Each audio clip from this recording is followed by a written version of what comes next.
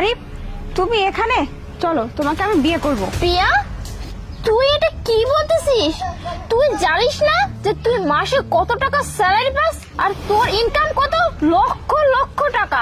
আর তুই কিনা গ্রামের ক্ষেত চাষাকে বলতেছিস বিয়ে করবি?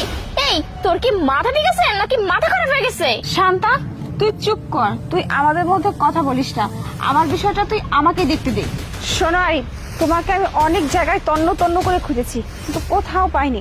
আজকে যখন তোমাকে আমি এখানে পেয়ে গেছি, আমি তোমার কোনো কথা শুনবো না। চলো, আমি তোমাকে বিয়ে করব।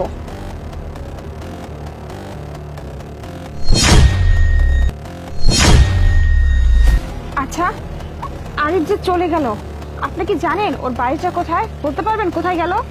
হ্যাঁ হ্যাঁ, চিনবো না কেন, চলুন।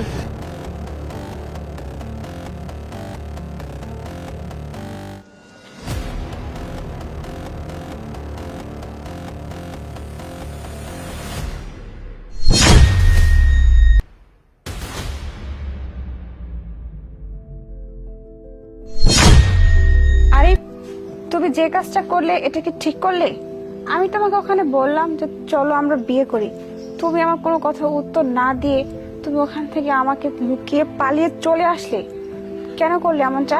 তুমি বাবা মার একমাত্র সন্তান, তুমি লেখাপড়া করে বড় হবে, তুমি চাকরি বাকরি করে বাবা মাকে নিয়ে ভালো থাকবে, সুখে শান্তি থাকবে, সেটা না করে তুমি বাবা মার কাছ থেকে পালিয়ে আসছো, এসে দূরে আসো, তাদের কোনো খোঁজ খবর নাও না, তাদের তুমি ঠকাচ্ছ, এমনকি তুমি আমাকেও ঠকাচ্ছ। কেন এমনটা করছো তুমি? প্রিয়া, আমি তো তোকে আগেই বলছি, আর তাছাড়া আমি তো মানুষকে চিনতে আর ভুল করি না, তাই না?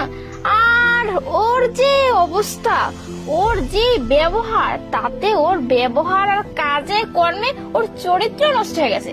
শান্তা, যেহেতু বিষয়টা আমার একান্ত ব্যক্তিগত, তাহলে বিষয়টা আমাকে দেখতে দে, তোরা দুজন একটা কথাও বলিস না। আচ্ছা আরিফ, তুমি এমনটা কেন করতেছো বলো তো আমার সাথে? তুমি বাবা মাকে না দেখে, বাবা মার দায়িত্ব না নিয়ে, এত শিক্ষিত একটা ছেলে, তুমি শহর থেকে গ্রামে এসে পড়ে আছো, দিন মজুরের কাজ করতেছো, বাবা মার কাছ থেকে নিজেকে লুকাচ্ছ, আমার কাছ থেকে আড়াল করতেছো। কেন করতেছো তুমি এমনটা? প্রিয়া, আসলে আমার বাবা মা চাইতো যে আমি পড়াশোনা শিখে চাকরি করি। তাদের খুব স্বপ্ন ছিল যে আমি চাকরি করে তাদের কামাই করে খাওয়াবো, কিন্তু আমার একদম চাকরিগুলো পছন্দ না। আমি সবসময় চাইতাম যে আমি নিজে কিছু করি, কিন্তু পরিশেষে আমি এই জায়গাতে এসে বুঝতে পারলাম যে হাড় ভাঙা পরিশ্রম করে